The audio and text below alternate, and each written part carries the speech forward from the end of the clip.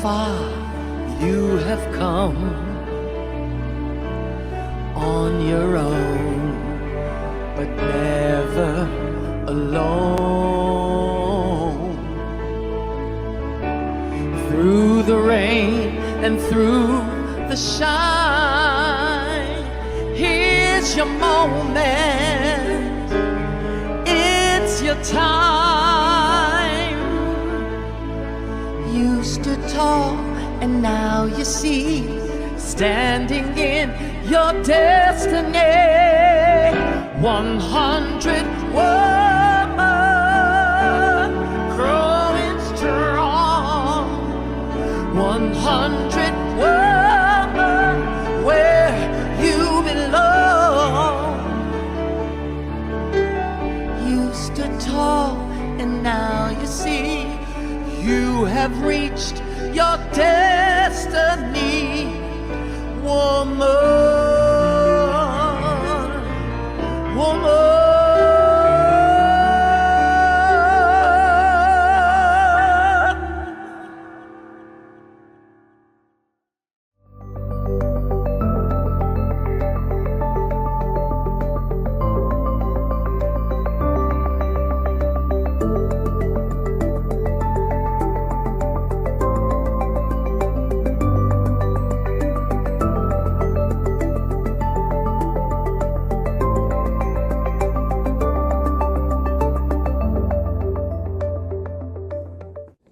As people of African descent, we offer this land recognition in solidarity with the indigenous peoples of Turtle Island in the efforts and deliberate intentions toward decolonization.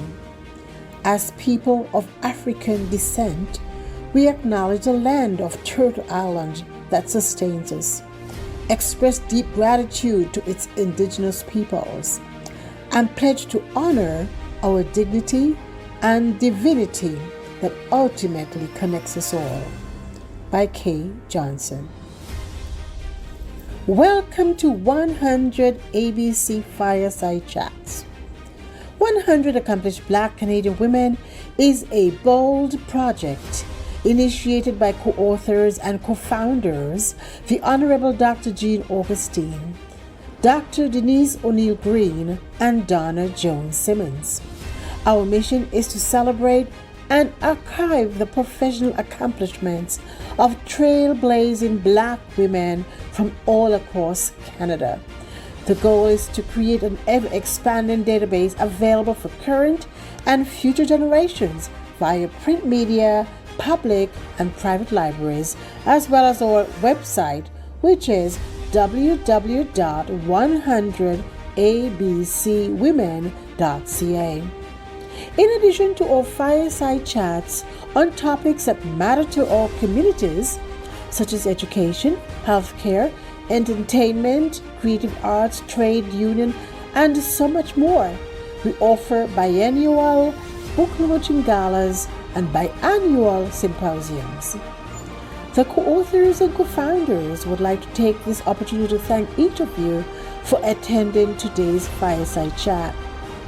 We know that you will find these sessions educational and inspirational.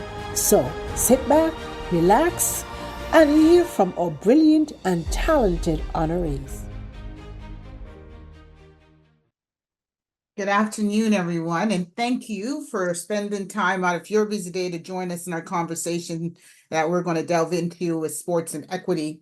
And of course, with me, I have, of course, Ms. Bernice Carnegie, we have Althea Jones, and we have Cecile Peterkin. Rather than me telling you about these ladies, I'm going to have each one be able to explain to you who they are and what they value. Cecile, I'll start with you. Welcome, everyone. And my name is Cecile Peterkin. And I come from a corporate background. And 22 years ago, when I left corporate, I started my own business. And the reason why I started my own business is because being in corporate and I was in management, I realized there are a lot of women who are quite good at what they do. However, there's that fear forward. It's always asking the question as to what should I do next. So I decided that I would become a career and leadership coach. And when I first started, I was working with both men and women. Then I realized women needed it more than men. So I have now pivoted to only working with women to get them to start standing more in their power and realize that they can do it. All they have to do is stand up, step up, and start speaking up. So the topic about women in sports is dear to me, even though I really don't play a lot of sports, apart from tennis, and I do weightlifting and run track. That's about it. But however, I've seen what women can do, and I want them to excel at just about anything they choose to do. Fantastic. And Althea, let us hear from you. Thanks. Yeah, my name is Althea Jones. I'm a registered midwife and founder of Ancestral Hands Midwives, which is a nonprofit organization focused on improving Black maternal health. But before all that, I was a soccer player, so I really grew up on the soccer field. I went to the University of Arizona on a soccer scholarship, so I played Division I soccer, and I truly feel that the skills that I picked up in sports are really what has allowed me to have the career in advocacy and midwifery that I do right now. So I'm really excited to talk a little bit more about women in sports. Thanks for having me here. You're welcome. And Bernice? Hi, everybody. So great to be on this program and to be with these wonderful women who are doing so much in our community. As many of you know, you connect my name a lot with my father's name, Herb Carnegie, who is a pioneer in hockey. We've actually had 11 family members that have excelled in hockey in one way or another. But we were a family of all kinds of sports. I was in track and field, and I see pictures of my father with a pole in his hand, pole vaulting, and all kinds of things you wouldn't have expected. But one of the key hallmarks of our family and our legacy is to promote inclusion and welcoming communities. And so we've worked on initiatives. I have myself worked on initiatives for more than 40 years, started 2 charitable organizations, and both of them were involved with trying to make our world a better place. And so, of course, as women, we got a lot to contribute. And we're always talking about how can we make that happen. So I'm delighted to be here today to continue that conversation. Very good. And I see that we have a wide array of like sports involvement, right? From soccer, hockey, we're talking about track and field, individuals done volleyball, basketball. So there's the spectrum with regards to the talent and the depth of what we know and what people have achieved.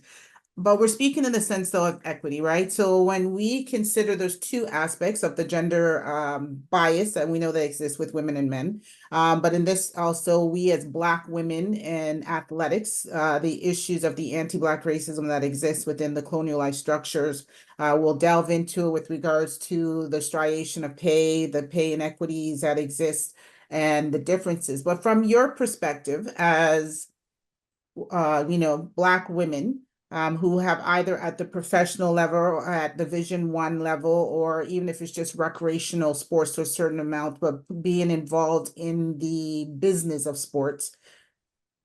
What are some of the biases or the discriminatory practices that you have faced, whether it's from just your high school, college performance? What have you seen? And then we'll delve further as we go. So Alfie, I'll go with you, seeing that you're a D1. Sorry, that's the term for Division I, in case individuals don't know out there, for an individuals going away on scholarship. So sorry, Althea, what's your perspective? What was your experience? Yeah, I just really saw over time that as female athletes, the training and development, we didn't have the same opportunities. There was always less, and especially on the soccer side. And I see it now as the mother of 2 girls that play soccer, and I used to coach for a time. There's just so many more opportunities for training and development on the boys' side, and very limited for the girls. So I'd say that there's that definite disparity. There's also just in terms of money, like how much money is put into kind of the development of women's sports. There's just less overall. There's less money going into those systems, which And then we're kind of expecting the same results. We're expecting the same viewership, the same sponsorship, the same all of those things when we're not investing in women's sports in the same way. So those are a couple of things that I've noticed. And what about for your experience when you were playing D1 though? How was your experience overall? Well, I mean, you kind of see those same things. The sports that make more money, the sports that have the TV deals like basketball and football. There's a bit of a hierarchy. They're treated differently. And so, as one of the sports on the kind of lower on the rung, it's like there's certain equity in that they have to, like Title IX was in the States. And says there has to be equal amount of funding that goes into both men and women's sports. So it's not that we didn't have, the use of the facilities and that sort of thing, but there's just different opportunities that were given to the kind of those bigger money sports that we wouldn't see as female soccer players because our sport didn't bring in a lot of money. And we'll come back to the later question because we know that soccer, football, is actually one of the number one sports worldwide, right? So it's funny how in North America where it's situated and where we put our emphasis. So Bernice, for you, how are you seeing some of the disparity that exists within sports? For you, your realm is hockey, but so what are you witnessing? And we know that you're one of the first Black and racialized members with the ownership of professional women's hockey. So what are you seeing? Well, I come from a totally different era where women weren't expected to even be involved in sport or couldn't go anywhere with it. It was something that we did because we enjoyed it and it was a lot of fun. And of course, now I have been involved with the Toronto Six, which was that wonderful last team with the Premier Hockey Federation that actually won the last championship. That is now the cup is in the Hall of Fame, and my name is on it because I was one of the minority owners, and I would call myself a fun owner. Fun owner. Did I get to actually participate in a meaningful way of changing how these women could go forward? I would say not exactly. I wasn't the one that was holding all the bucks, and bucks talk. And, it's so important that we have the kind of support that you need in order for people to look at women differently, that there is a place for women in sport, in all sports, but we also need the help of the men to see us there, to help us make that jump there. Otherwise, we're not going to get there. The floor has to be opened up a little bit. You have to have people, you have to have allies that are actually sitting at the tables and making the hard decisions. And if we are not there helping them make those decisions, it's going to be very difficult for us to move forward. And So- Cecile, oh, sorry. So Sorry. money's important. Money's important. Who's putting up the money is important. How much money are they putting up? Because that gives you exposure. And without exposure, you can't grow. Okay, we're going to come back to the discussion of finances, right, and investment. Cecile, so what have you witnessed in the time with regards to women in sports and if your participation in any way, in the sense of like any discriminatory practices that you see? Going back to my high school days, which is a long, long time ago, but I still remember it. What I found in high school was that on doing track, absolutely, the guys got all the attention. The girls, you'd go out for practice, and the coach would only be with the boys. The girls would be kind of out there, sort of running, doing their own thing. But they would never come over and say, do this or do that. However, we were allowed to come to the track meets, but without any training. So therefore, the girls are not doing as well as the guys. So all they did was just kept the guys going and make it seem as if the girls don't know what they're doing. So we might as well spend a lot more times with the guys. And that's exactly what it was. And I also remember with my niece when they were involved in just about everything in the sports. And I don't have any kids, and my sister had her two kids, so I was always there. And I realized the same thing was going on. And I'm thinking, I can't believe so many years later, and it was still going on. And the funny thing is, my niece was very strong. Like she was good at dancing, just about everything. So she was strong. When she was running the base, she would get around that base really fast. But no one would notice her because, again, she was a girl. And I remember her saying she always wanted to be a lawyer. Now she is a lawyer, but her next big thing, which I'm not sure she'll get to, she wanted to be the first female and black female prime minister of Canada. And I said to her, I remember saying to her, because she was still young, and I remember saying to her, "What are you going to do about sports?" And she goes, "Just watch. No man will be playing sports anymore." Because she saw at that young age how unfair it was, because she was very good. She was strong and she was very good. And she saw it then that I don't want to be just this woman in this world and I'm being pushed around by men and I can't do what I want to do. So it's something that's been going for such a long time.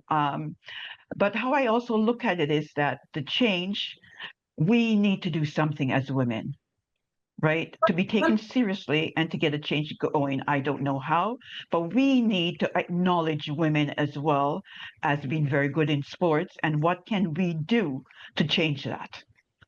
So let's springboard off of that. So Bernice has stated before, back in time, because she's trying to age herself so much, but it's applicable. The main thing is, as women, yes, we know that we have not had the opportunity as far as training, the investment into women's sports. It is now starting to receive funding, right? To what Althea had noted about the dual parity that is supposed to exist within the sports and funding, but it's the amount of coaching and the depth of coaching that should be received and across the board of sports. We are not seeing that, but we're seeing trickling. Right, because now we have the women's professional hockey league. We do see women in tennis are funded to a pretty decent level, right? Is it the same as the males? No, the conversation as far as the prize that is being given, but we do see the women dominance in some of the marketing aspect of sports, right? And then that too, that conversation as to when we talk about the marketing, is it the sexualization of women that is marketed rather than their actual prowess in the sense of power on the field of their sportive endeavor, right? So how do we try to, talk, Cecile, to what you're saying also, though, how do we then push the narrative within, because for me being an educator and elementary, the problem that we have is the fact that there are no longer real coaches in the elementary system, right? You have teachers, people who may have, an interest and would love to coach the volleyball team, or they would love to coach the track team, but they don't have the expertise in actually being a coach and to develop students. The track meet is going to be a month from now, but yet the kids don't start running until 2 weeks prior to the track meet, right? So the skill development is missing. What do we see is required to better aid so that at the young age, our young girls are understanding skill development and the value as to where that can go? So Althea, I'll lead back with you, then I'll go to Cecile. I think it just goes back to investing money and having well-trained coaches that understand girls in sports too, because it's different training boys and training girls at times. And I think they need to understand those nuances as well. So I think it really just goes back to kind of sports-specific training, specific to girls, and starting them early with, the proper training and development that's going to help them to be successful. Okay, Cecile? I would agree with what Althea is saying. And going back to what I said about women, we really need to rule the charge, whether we're in sports or not. There are enough businesswomen, small, medium-sized, or large companies, who we should be approaching them to talk about it, because there isn't a woman as a young girl or as a child or whatever didn't encounter some form of discrimination in sports. So if we can get that audience to say, this is what we're working on, this is what we're working towards, a lot of them will remember, whether it's been gymnastics, because it doesn't matter. If the only sports women are involved in all sports. And just about every sport that I can think of in high school, it's the guys who always dominated. Gymnastics used to go in and, on the balance beam and play around. Yes, we had a coach. The gym teacher was the coach, and she would just show you what to do, and that's it. Compared to when the guys were doing it, back then, they had dedicated coaches that were always training them what to do. So I'm quite sure there's a lot of women out there who have encountered that.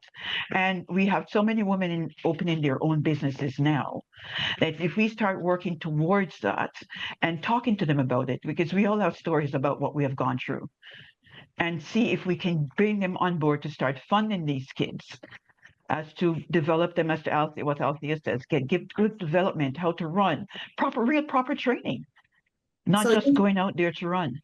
so you're speaking then like an external club camp type setup being established rather than within the school systems. Okay, Bernice? Yeah. Well, I'm going to go back to the individual. You need dedicated people who recognize the talent in some of our young women, and to encourage it. And you need family support. I know as the mother of having two boys that played hockey, I was at the arena 6 times a week. There are certain sports that require dedication from family. And so when you see a young woman who has a talent and she wants to do something with it, trying to find the right match for her to encourage that, because a lot of it starts from your inner self and what do you want to do with it. But it's been very difficult because when women are dedicated at any sport, where do they go with it?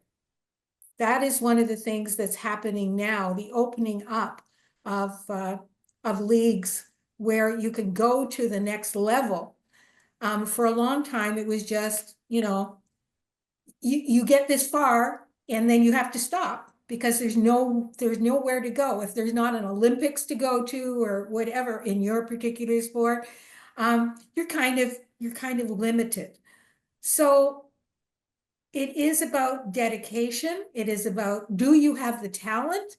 If you have the talent, does somebody see the talent and help you get there? It's complicated in a way. And it's not complicated. It's complicated and not complicated, but it requires a sense of determination and persistence from the individual of what they want to do. Take, for instance, Angela James, hockey player in the really early years. She played with boys' teams. A lot of these really great hockey players played with boys' teams until they couldn't. Or maybe they were better than some of the boys and the parents pushed them out even because they didn't want to be showing up, Right. And so when we think about, so you think about the tomboys, right? The girls that were really athletically strong and gifted and could play with the boys and be able to navigate within sports. But so we talk about the levels of this, right? So when you talk about athleticism, and first it's just getting kids to understand the love of a sport, right? So why I was harking back to the point about elementary system, right? Because that's where your starting base is of learning the fundamentals. To Cecile, you're saying about, okay, having independent small business owners or small businesses start to invest appropriately. So that would be going back to the club sports. Back in the 80s, we had a lot of club sports. 90s, club sports were happening where either they ran through, the Kiwanis clubs or stuff like that. We're holding those type of, different club activities. I think then more so that's where we need to start to create. Because if we see in our communities right now, there are not a lot of club sports. And we're not talking about where it has to be heavily funded or that's so expensive, Right. but just from the basic fundamentals. When I think about for track and field, you know, you had the Flyers, you had the Optimists, Scarborough Optimists, you had the Windsor, blah, blah, right? Everyone had different clubs around the province that then would meet at meets and be able to participate. So to using your model, Cecile, per se, about the funding, how do we then work together to create then the clubs? I'm looking for a little more you know, tangibles in the sense of, yes, we're hearing about small business, but how do we really work to bring back the club sports for our young women to actively engage? That's a good question. I haven't thought that far, but I'm sure I can come up with something. I think what we could do or we should do is, the thing about sports is this. I remember a friend of mine, her husband said that when he got home from school in the evenings, he was so tired from being in so many different sports that he didn't have time to, apart from coming home, taking a shower and doing his homework, that was it.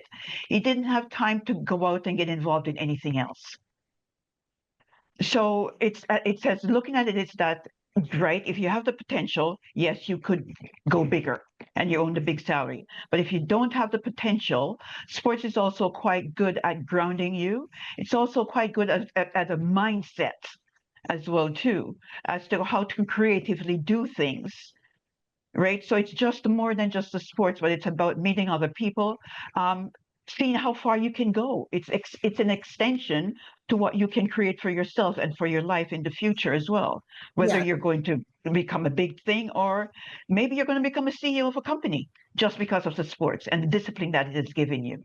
Right. So we understand the leadership qualities and that are built from sports, and the fortitude and all of those that get built from those who actively play in sport and even reach like the higher level of the professionalism of whatever their athleticism. But trying to just gauge it back as like we talk, right? We talk. But we have to then try to look at what are more the tangibles, right? So Bernice, I'll throw it to you. How do we try to make sure that we engage more in developing club activities, i.e. in particular for more of our Black girls, right? Within our communities that don't have affluence, but how do we work to build back those clubs for the developmental framework for our young girls to actively want to participate and learn? So when I think about baseball, let's take baseball.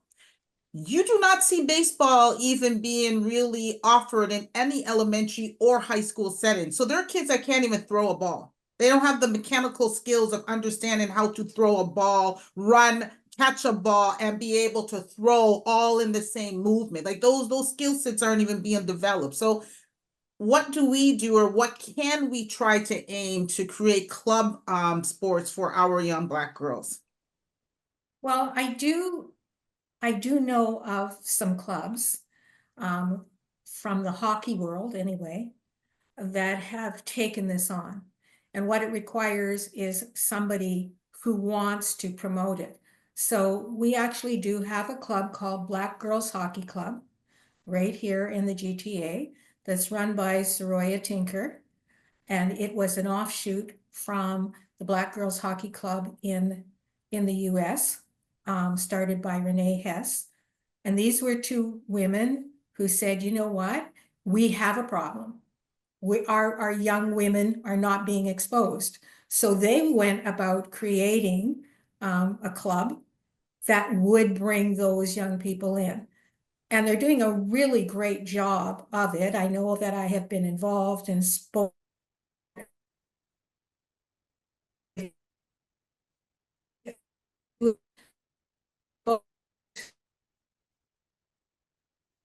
Okay, so we're having some little issues there. So Althea, how about from you? What do you see? Yeah, I see that club sports do exist. I have a 10 and 13-year-old daughters, so there's definitely the opportunities there. There's soccer, there's basketball, there's there's volleyball, there's tons of club sports, but we have to make them accessible. They're extremely expensive. Like just looking back at the what it costs to have my kids in soccer versus what it used to cost when I played, it's not attainable for some people. And then I think the other piece is representation, which I think was what Bernice was getting into. When you have club sports or any sports, the girls need to have female coaches and female mentors within that, because that's a big problem we see on the soccer side, is that they don't have the female coaches enough for the girls teams.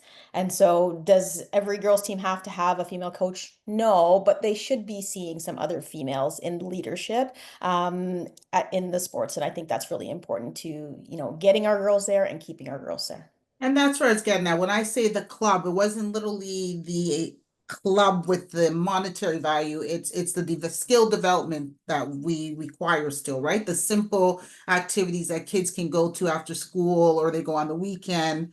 So points that are made. Then also for leadership representation, to go back to what you're saying. So how do we try to make sure that we do see ourselves, young girls see Black leaders, Black coaches, Black physio, Black massage, right? To be able to show that there is a wide swath of individuals who actually participate to make your athletics strong, because your body has to be strong, mind has to be strong, right? Along with being able to, express and demonstrate your skill set. So back to you, Althea, in the sense as to what do we need to do more then to have and support our female individuals that want to go into coaching or can be owners of some type of club? What does the community need to do more to make sure that that's magnified? Oh, that's a good question. I think really just supporting people, compensating them for their time if you can. Like, so it's great. Like we all do wear many hats, do a lot of volunteer work. I coached both of my girls when they played for quite some time, but is it a lot of time and energy? So if there's a way to compensate people for their time, that's always helpful. And just encourage those that that have played sports, like to take those roles and to go ahead and let the community know that they have these skills and that they're willing to, participate in helping train the next generation of athletes. And Cecile? Yes, and I agree with Althea that they do need to see, more women doing their thing and actually encouraging them to get it done. Because again, when you look at, boys, they can see people on television. Whereas with girls, they don't see enough women on television that are coaches, that are doing things, that the young girls can even think about, geez, I could become a coach as well. So to actually have women coaching them and just talking to them about possibilities. It could be anything. I have a really good friend of mine, and she used to play soccer here, lives here and played soccer. And she said soccer gave her an education. And because she got a scholarship to the US. And so she went back to Jamaica earlier last year. And why she went there is to actually show that she was doing her PhD, and she was writing, she got a grant. And what she was talking about, and she was saying that like in Jamaica, the kids they're not taught how to swim, but they know how to swim and they can scuba dive. So she wanted to do the research on it just to bring back so she can get more funding. So things like that, I think if we can reach out to people to get funding for that, it's just showing that Black kids are strong. I don't know who said that before, but they are strong. They learn fast, they run fast and do everything fast. So it's not going to take a long time for them to get up to scratch as to where they should be to play the sports. But it's just that showing them that they're capable of doing it. And to me, it's like also hitting the community, because there are a lot of people out there that are older now who had sports scholarship to the US, because I don't think we give sports scholarships here. I don't think so. But Well, yes, no, so we could hit them up. We do here? they're small the way Yeah. they have it. It's nothing to the level of what the US Yeah. schools are integrated, right? But just to Yeah. spring on that, and Althea had brought it up earlier though. So we talk about mental fortitude, right? And dealing with girls and boys. We're saying that girls have a little bit more sensitivities with regards to the way in which they handle some of the more harsher training or the way in which some coaches may speak. So is that though, is it problematic then? Because when we say, okay, for the most part, I've had female coaches. When I think about my volleyball and some basketball and some aspects of track, but for the most part, my coaches have all been male coaches, right? That have been very strong-willed. They're very, succinct with what they're asking you to do, and there is no backing down per se. So for me, that aided me in the sense of, that dogged determination. And I have a very thick skin, right? I let things just slide past because the issue is the goal at the end. Am I supposed to run a X amount of time by this? I'm hitting that mark, right? Or if I need to make sure that I can do a shoot set, I got to learn how to do a shoot set properly and maneuver, right? So, what do we need to also take into account that, yes, we're saying for we want female coaches and the sensitivities, but how do we also make sure that our girls develop that fortitude and that mental toughness that is required also? I So, like what you just said, and I like what you just said, and the question to that, and that is a very good point. That is a very good point, and it's maybe have mix of male and female, because there's some I know for a fact that I'm a really hard taskmaster. Like my niece can attest to that. She's a lawyer today because of me, because it's like, you got to do it, man. If that's what you want to do, don't waste my time. Because when my sister passed away, my partner and I took on my niece and my nephew. And it's like, don't wait. From the moment you could talk, that's what you want to do. So you can't go to school and waste your time. And I told her something my dad always told us when we were growing up. She said, look, he used to say, look, you're black. Do not go to school and waste time with those white girls, because they know somebody who knows somebody who knows somebody, that they will just, when you're done, they'll get a job. And then you might go to their company and ask for a job, and they won't give it to you because they wasted time with you in school. And, opportunity. right, you see, and that is the thing. And it's like, he was a very gentle father. Didn't yell, didn't scream, but he laid down on the line to say, listen, man, you're a woman and you're a black. So you can't be messing around in school. You can't be fooling around. You've got to get out there and get it done. And sometimes kids need to hear that. Althea, what do we need to do with our young girls? I think it's really important for the female representation that they have to really lean into the fact that these young girls are watching them, to hold themselves as mentors. There's female coaches around, and oftentimes, in my experience, the female coaches are harder on than the male coaches when they're dealing with the girls' teams. So I think it's really important for the females that we do have involved to remember what it's like to be a girl in sports, and to remember there's certain nuances to female sports. It's not necessarily about just the dynamic of how they're coached. It's also their relationship with each other as teammates, if it's a team sport, or their peers, if it's an individual sport. There's a lot of those social dynamics that don't play as much for males, and they need to really be aware of that. Like I said, the females that are coaching need to be aware of themselves, not just as a coach, but as a mentor, and really lean into that and make sure that they're leading these girls in the right way. Right. So, because when you think about that, right, I like that. that mental Mhm. fortitude is what then helps to springboard you to get to the top of your class with what you're doing in the sense of your goals. So let's go into the sense then that when those who are at a professional level of sport, right? So the issue of pay inequity continually comes up, and the aspect of the marketing and the marketability of the sports, right? So when we see this disparity, what are we attributing it to? And I need you guys to really think about this point. So there's two frameworks of it, and I'm putting the questions together, right? So one,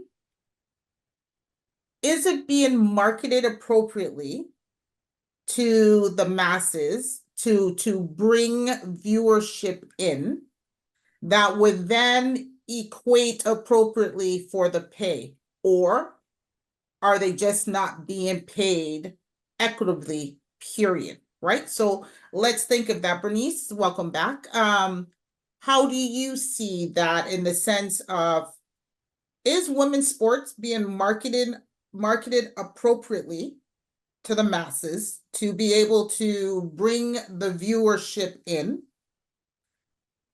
And or is it that they're just not being paid what they're worth, period? It's more complicated than that. The issue really is that men's sport has risen to a level where they have a lot of attention, they have a lot of sponsors, they have a lot of money. I was asking a few other people about this question, and it was kind of mentioned to me that 50% of the money, the revenue that's brought in sports, 50% goes to the actual players. So, we at this time haven't got a women's team of any sort that brings in enough of an audience, because you have to have the media involved. They have to be all over this. Now, the PWHL has done a much better job of making sure media is there. And I think they had over 900,000 audience, not audience on TV, but actually in the stands.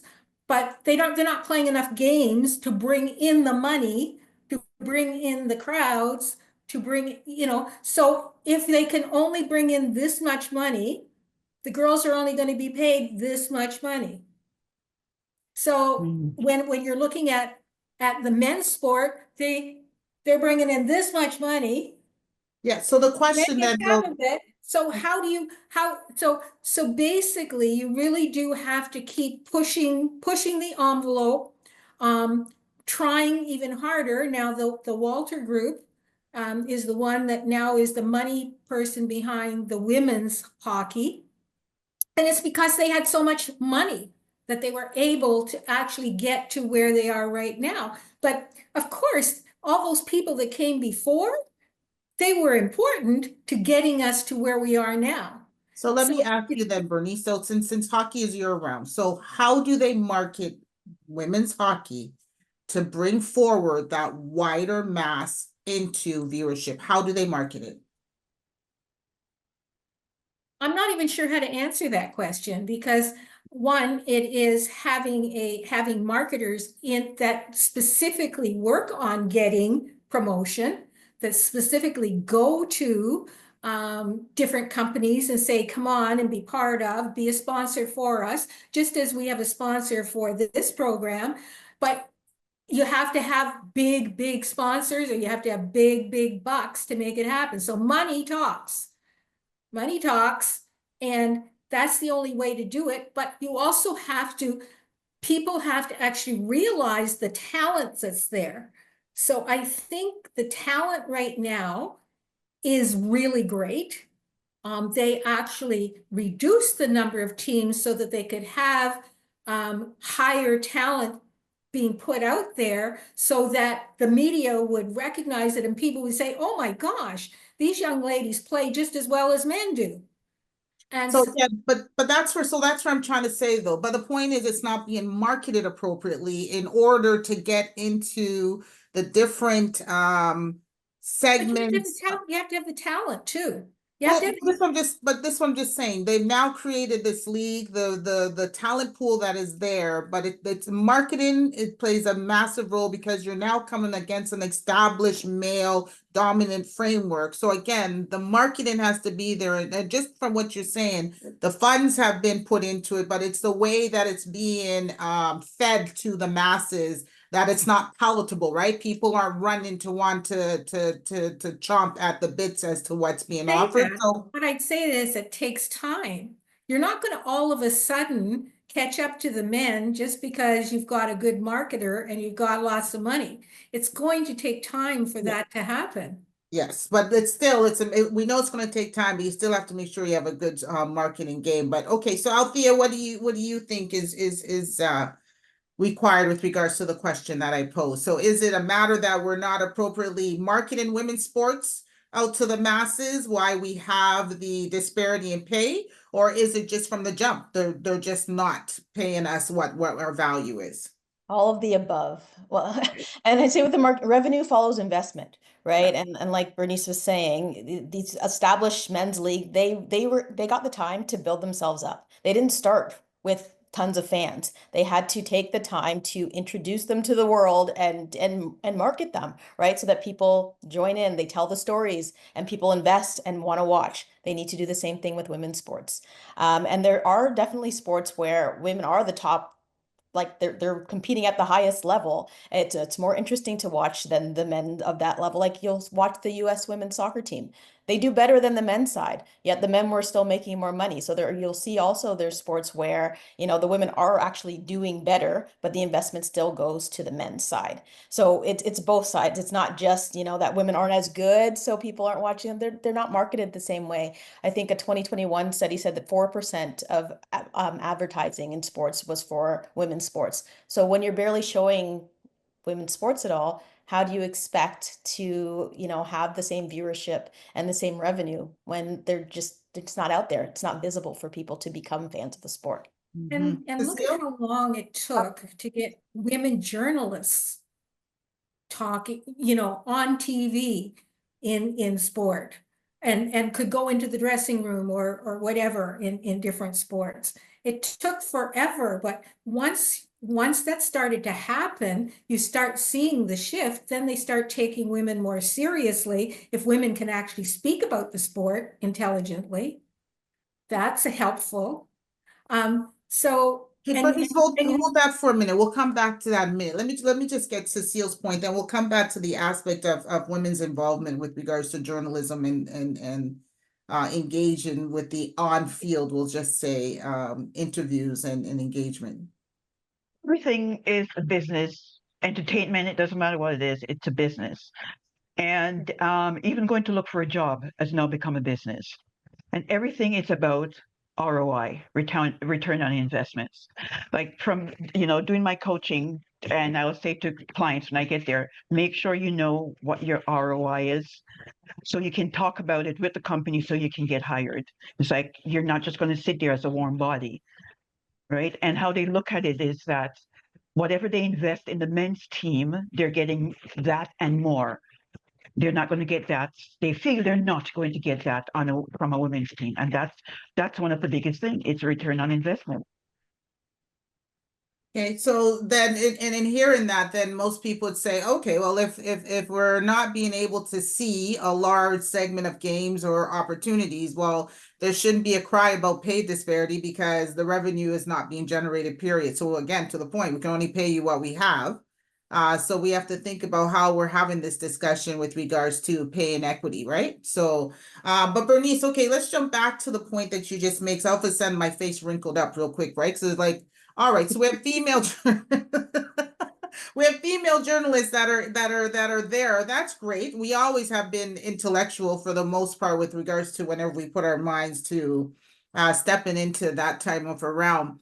But we saw the backlash too that happens, and I'll tell you, sometimes I don't like seeing the female journalists in the male locker room. I think that there is some weight in the sense as to placement and where they are with the conversations. And we do have, when we watch the WNBA, we have some very, very stellar women journalists that are there, or sportscasters at the time, that are doing the interviews and breaking down the analysis of the game and giving us the outline of the best players.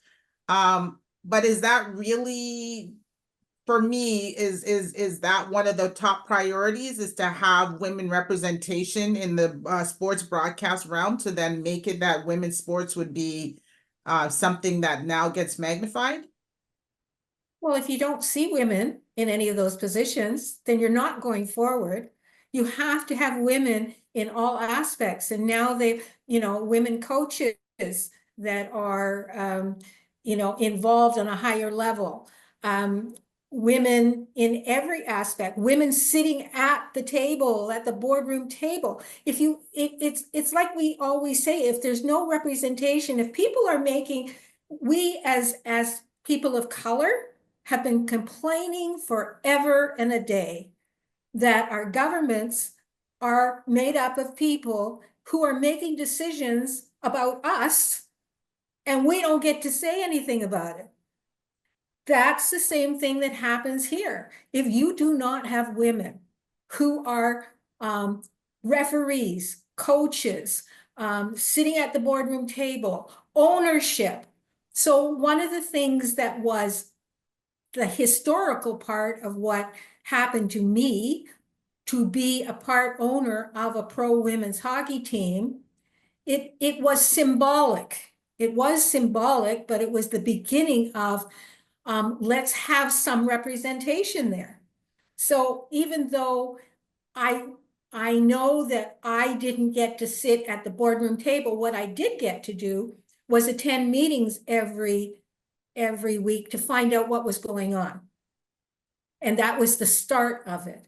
And for those young women who got to see me and go into the dressing room where they were and speak to them, that made a difference to them, that it wasn't the same white male doing it. Representation matters. Like that I don't think anyone would dispute that. No one's going to dispute that. The issue is, how are we enhancing the representation in the sense of the viewership, the revenue generated, all of those aspects of what we need when we talk about us, Black women, Black girls in sports, and how we are to try to elevate our level of representation, right? So let's bring it to the conversation in, what is it that you believe our government, so we're speaking Canadian, we're not going to go into the US or the worldview perspective.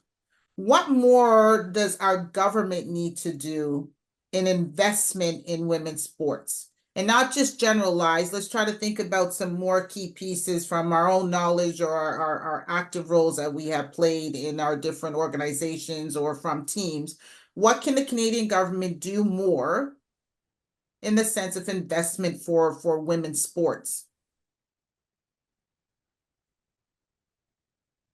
And I will give it to Althea first. They just need to give us the money to do the things that are needed to be done. Listen, I have this pet peeve about athletics in Canada in general, is that we are meant to compete with countries that are really putting money in, like the Russians are sponsoring cheating. They're sponsoring like full on cheating, and our athletes have to do GoFundMe's to be able to go to their tournaments. How do you expect us to be on the same level as these other countries when like our athletes have to have a job on top of being an athlete, because there's just not the money for the training to get to their tournaments. Like you're comparing apples and oranges here. So it's the same thing for women's sports. Like you have to invest at every level from the time they're girls until the time they're going to be those professional athletes. And I shouldn't have to work another job. If my job is to be an athlete and you want me to compete with other people whose job is to be an athlete, then let it be my job. Pay me to do that. Pay me to go where I need to go to train, to get the coaches I need, to have the facilities that I need to have to be able to compete with those people, because there's no way that I can when I'm working a 9 to 5 and training 3 hours at night versus somebody where it's their complete job. And it has been since the time they were a child. Right, because when you think about those that don't know the carding system, right, that the Canadian government uses with regards to their athletics, it's really sad. It's deplorable, right? When you think about what athletes are being paid and they're supposed to use for their food, their housing, their training, their travel, right? All of those pieces, they can't do barely, just housing alone is it takes up what they have. So we have to do more. So Cecile, for you, what do you think the government needs to do more than just the funding mechanism? Is there a change? Do we need to level it off that it's clubs or organizations that get it, or can the individual people just apply for their funding based on the levels, or do we need to even I change do the whole agree. leveling? Yeah, I do agree that they should, because as Althea was talking, I'm thinking about tennis because I love tennis. So I go to the Rogers Cup every time it's on. Haven't gone in a few years because players have changed. Okay. And so we're big into that period. Everyone loves going to the Rogers Cup and they cheer on the Americans and all these people, and they get the big prize pot. but it's very rare you see a Canadian getting it. Now, if we are going to give away all this money to all these tennis players that are not Canadians, why aren't we using some of that money to go towards Canadian athletes? Because listen, American athletes are not starving for money. They're not. We are. But yet still they'll come here and play and they get the money and they go home. And we don't get anything. So I do feel that our government, and unless they just don't care about their athletes making the world stage and our name is up there, unless they really don't care. But I just think that we do need to do something about it. I sit there watching TV and I'm watching sports and the Canadian is down again and just all these different things. And I'm like, oh my God, it's an embarrassment. But let's clarify, Well, the professional athletes have money, right? The ones that are endorsed and sponsored and performing, but not the regular athletes that haven't achieved to that status, right? They're still the starving athletes also. Yeah, but they need the money in order to get to the professional piece. Yeah, but I'm just talking when if you get to Rogers Cup, you got a level where you have some type of sponsorship in that. Just want to make sure we're just Right. clarifying that not all, American athletes or the world athletes are all on a level of having affluence or money, right? So Bernice, you were going to say? Well, look what happens when the women bond together. So in the soccer, when the women bonded together and said, we want more. And you know what, in a way, you have to be a little bit of a rebel rouser in order to be able to make things happen. So somebody has to agitate. There have to be agitators as well as there have to be people sitting at the table. But what's happened with the hockey now, it started with, okay, the Premier Hockey League started paying its players or trying to pay its players enough of a salary that they wouldn't have to have a job to make the hockey a hobby. So hockey was a hobby, we went and worked. But what we want now is that if you want to be a professional athlete, you want to be paid enough that you can work at the job at the sport and do other things. And so with the PWHL, the girls did bond together, and they do have an association, a players association that helped to make decisions about what was going to happen. So they now have a minimum wage and an upper wage with a system in between about how many players will get X number, can be paid over 80,000 and how many will be paid average salary in between. The other thing is they bonded to make sure that they had insurance and disability and accommodation and actually they also, as part of their contract, is mental health and wellness. Yeah, So sometimes you have to kind of get people together on one side to say, we need to stick together in order to promote what it is that we need in order to be taken seriously.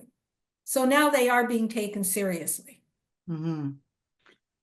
So yeah, with a player association, when you have anything that deals with union, it aids you better with the sense of creating a better like collective agreement in the sense of protective frameworks. But just back to the point though of the Canadian government sponsoring sports overall, women's sports, and looking at either the Carden framework. So how do we have them, Bernice, ensure that are they funding the individuals, or is it still to be used from this system that people have to go to get their funds? Like, what can the Canadian government do to ensure that they are appropriately vested in the growth of women's sports? So should it be still in this old system that they have, or should they be revamping the way in which they're directing monies towards the athletes? Well, of course, it needs to be revamped. It's been the old thing. It's been the old style forever and a day. And there's no doubt in anybody's mind that we don't do enough for athletes, or we don't care enough or we don't have the right people in those positions that will push the envelope. And so it's constantly, you're constantly pushing and pushing and pushing. Look we've been talking about racism forever and a day, but if you don't keep people talking about it, it just keeps flourishing, right? So you have to keep talking about these things. And this is what this particular program is doing right now. It's talking about some of the issues. But are we the ones who are actually going to change it? No, because we're not sitting at the table where it needs to happen. But we could be agitators. We could be going to somebody and saying, look, we need more help. Who do we go to? Who do we get in that position? Who keeps pushing the envelope to make sure that our politicians actually are hearing us? So And two that's sides. not easy. Yeah, so two sides of that. The public can weigh in and actually do a lot of damage towards impact and policy change and shifts. We've seen that happen.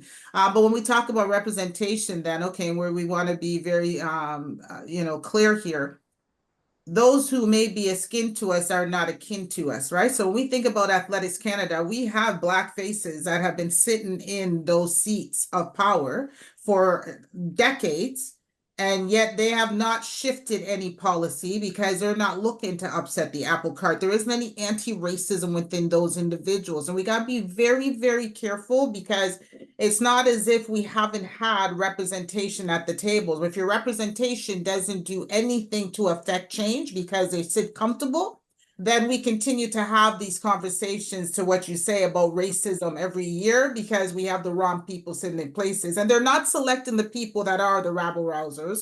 They are not sitting there and picking the activists. They are not picking the advocates, who are the ones who would be really holding their feet to the fire. So we got to also address those issues, that those who are sitting in seats of power that are not doing anything, we need to also be very vocal to say they need to move, right? Because they're not doing the work. We're not just happy to say we have a Black face sitting at a table if that face hasn't done anything but eating at the trough and fatten their own purses, or made sure they got more titles behind their names because of where they have sat, right? So that's really, really, really important, especially for me and my position of activism. We can't continue to just say being at a table. I don't want you at the table if you're just going to be like the colonializer that holds it, right? I don't want you there. I want people that are there because they're able to appropriately hold the dialogue, still have the discourse, have the discord, and be able to push appropriately, so that we see that the policies and the narratives shift greatly. So sorry, that's a really big thing for me. But let's delve on that. So even though right now we see, let's talk about the anti-Black racism that we witness in sports. So right now we're witnessing the Shador Sanders issue, right? And the young man is the first round pick, hasn't even gone through yet to get to a team because they don't like his father, they don't like his confidence, right? And we see this all the time, from whether it was the Williams sisters, when we look at Biles, when we look, right, we can call it out in all of the various sports where you have Black dominant, very talented. Let's even just go right back to skating with our girl, the French skater there. How did I just miss her name? The one that did the backflip. Oh my goodness. Anyways, right? Like, you think about the way in which that woman was robbed in those years of the Olympics, right? Because of the way her body was too athletic. It wasn't fine and it wasn't linear and blah, blah, blah. So we continue to face this. And in particular, they're always attacking our confidence, right? When you speak out, when you are articulate, right? When you are able to challenge within the framework of being able to pull out the differences and discriminatory practice of policies and procedures, we're not team players. We're not of the ilk that they really like. So what are we doing then as the public, right? Because we're not at the table, but we are the public. So what should we do more to address these issues?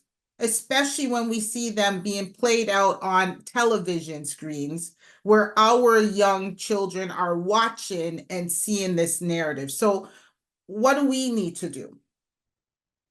And Cecile, I'll go to you first. I love the question because it's so true. And we have to think about the younger generation coming up.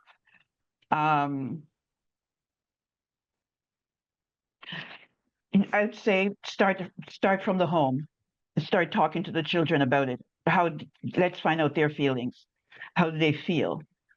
Or do they feel as if we're under attack as things happen to them at school? Because by talking, I'm just figuring out that by talking to them, maybe, what you get together and you figure out what to do after that. Just because we draw them in, hear how they're feeling. Because the thing about it is that just going back to when my niece and nephew were younger and in school, my niece was really rambunctious and just full of life, and that there was always an issue. There was always an issue. And they were always calling my sister. So my sister and her husband used to have to go. And one day she went and she said, "My daughter doesn't lie. My kids do not lie because I have a policy where they can tell me anything. So they don't lie. So you've got to realize whatever you're doing to her, she is going to come and tell me. And I'm going to see the principal about it." And that's how she got them to stop, because they were always picking on her. So it's just but again, it's difficult because if you're a working mother and you come home and you have dinner and all of these things to make, do you have time to sit down and talk to your kid about what went on at school and how did it make you feel? Right? But yeah, it's true. We've got to stop it somewhere. But from the systemic, I'm talking the systemic issues of this from the higher level. So yes, we know we have to nurture our young children and that. I'm talking the systemic racism that we see within the broad spectrum of what is athleticism, marketing, advertising, that. So how do we address it? So Bernice, I'll go to you. Oh, I really find that a very difficult question, because the reality of life is that for those of us who are of color, many of us have a different pathway to take. And there's no one way that works for everybody. And some of us are affected more than others. And if you're not affected very much, you kind of bypass it and it doesn't feel like a problem for you. You're asking a whole population of people to make this issue their problem. They are not going to do that. That is not the real world. The real world is that you have certain people that have decided they're going to be activists and they're going to do something about the issues at hand. But that is not most of the world. Most of the world is just busy doing their life, trying to figure it out. I just need to go to work and come home for my family and do whatever I do. So as far as I'm concerned, it's unrealistic to expect the government to jump in, all kinds of people to jump in and worry about our problem. They're not going to do it. What is the Our problem, I'm talking about me as a Black person. That's what I'm talking about. And as a woman as well. So we have had a more difficult time as women and as Black women, because we are not treated equally as women, and we're definitely very frequently not treated well as Black women. And again, I'm generalizing. I am generalizing here, but I am hearing from other people who are telling me about their issues, which may not have been exactly the same as my issues, but I can feel it. I can feel what that is like. So I still do not think that, okay, so how are we going to solve this? It's solved in little silos. to get to the bigger problems, because you can't tackle it as one big, huge thing. Anti-Black racism is one big, huge thing. It's a systemic and institutional problem that exists throughout. So if individuals want to put their head down and say, oh, today it doesn't bother me, so I'm not going to pay attention to it, then there are the individuals that are going to suffer later on in life. It takes those who are the activists to bring it and magnify. So the question that was posed, so Althea, back to you, is how do we, when we're seeing these things transpiring as a whole within our communities, and we being the individuals that are facing the greater aspects of the racism that exists, what do we need to do? Think you need to hit them in the pockets to create change. Like it's about it all comes back to money and dollars, right? Like these professional sports league, it's not about people being healthy. It's about people making money that are at the top that own these organizations, these teams, these leagues. And so I think we need to kind of come together as consumers when we see that there's things that aren't right to say like we're not going to support your product if you are not doing the right things by these athletes, especially the Black athletes who tend to be the ones suffering. And similarly, the athletes where these whole, billion-dollar industries are built on their backs. They have power in that. And sometimes you've seen it in the NBA where people have to strike or do things that, once again, hit them in the pockets, affect their bottom line. And that's what affects the change. And they have to be willing to come together as groups of athletes to say, we want better for ourselves and these certain things need to be in place so that we can continue to thrive and it's better for the people that are coming after us. And which we saw within the Professional Association for the football players, right? The Black football players, when they did that about 6 years or 7 years ago, that they came together under that. So those are way in which the impact and the changes happen. But as a system, and going to the point though, when you have individuals that don't actively participate in the boycott or don't actively participate in the refraining from certain things because they don't believe it's affecting them or it has anything to do with them, that's when we continue to have this revolving framework of anti-Black racism existing, because we have those who are akin to us that don't feel that they have any role to play or that it affects them until when it comes knocking at their door specifically. Right. So that narrative and that conversation is still what is part of the problem with the systems being able to continue to do what they do. But as we're coming within our wrap up, we do have a few advertisements that we will put near the end of it. But ladies, I'm going to give you guys your 2 minutes in the sense of what do you see then as the future for women in sports, and in this particular Black women in sports? How can we better magnify, highlight, support? So what would you like to see, or what is your future forecast or hope? So Bernice, I'll start with you with your 2 minutes. I'm hopeful. I am hopeful that we have enough young people that are coming along, because those of us who have been around for a while, and I've been working in the community for over 40 years, we do keep running into the same issues, but it is important not to give up. And I think that is the one trait that my father instilled in us as young people, that there is a way to navigate around things, and you just have to figure out what that navigation looks like in order to make your life better. But if it's making your life better, you want to make other people's lives better at the same time. And this is why conversations like this are so important. This is why we need to hear other people's take on it, their perspective on it, so that maybe we can readjust what we're thinking and try to figure out how can we add so that we are doing the best for our communities and for the people around us. And so I would say keep trekking and keep fighting back, because my way may not be your way, and your way may not be my way, but we need all those ways in order to make it happen. You need the agitator and you need the person that's quietly working behind the scenes. That's what makes it happen, because the agitator isn't going to get to the table. They're only going to agitate. But the other people that are working quietly and trying to make things happen and talking in the person's ear and talking in the person's ear, it starts to happen. It starts to happen. So thank you. Oh, okay. Cecile? For me is I don't like sitting on the sidelines. I love conversations like this because when I hear conversations like this, different ideas come up. You see different perspective. You get to realize that, oh, yes, you and your small little group are not the only one that's thinking that way. And I just feel and hope that in my lifetime, don't know how long I have to live, but anyway, in my lifetime, there will be some changes.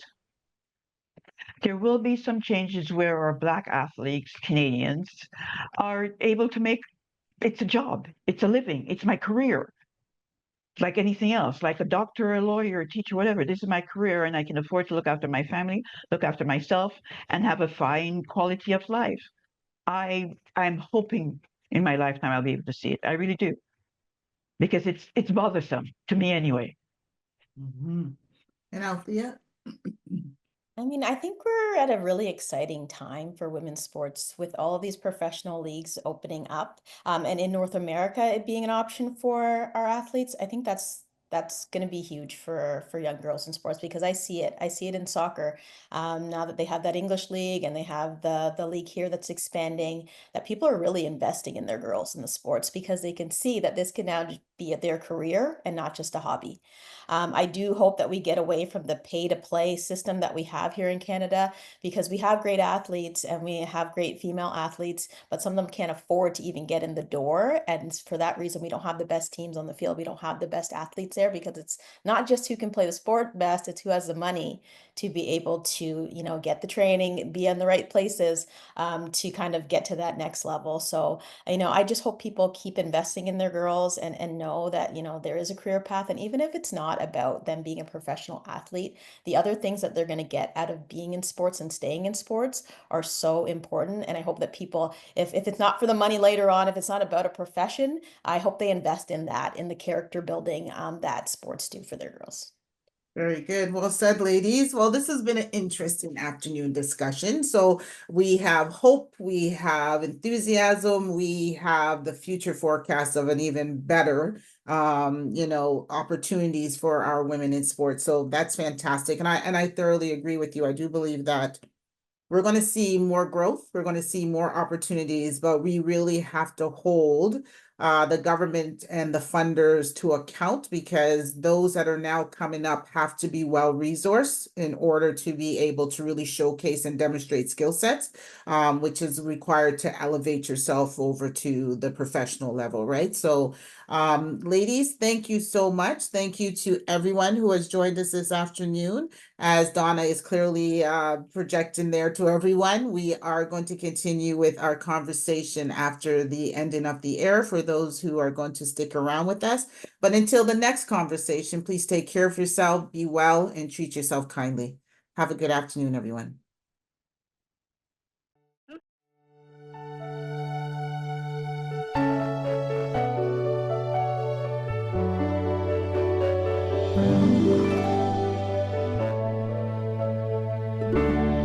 Look how far you have come on your own, but never alone.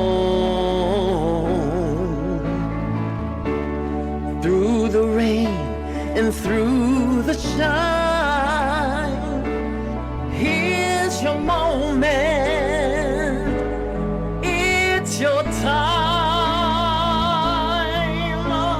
You stood tall and now you see, standing in your destiny.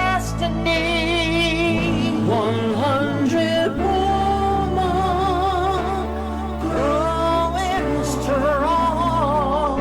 100 woman where you belong. You stood tall and now you see, you have reached your destiny.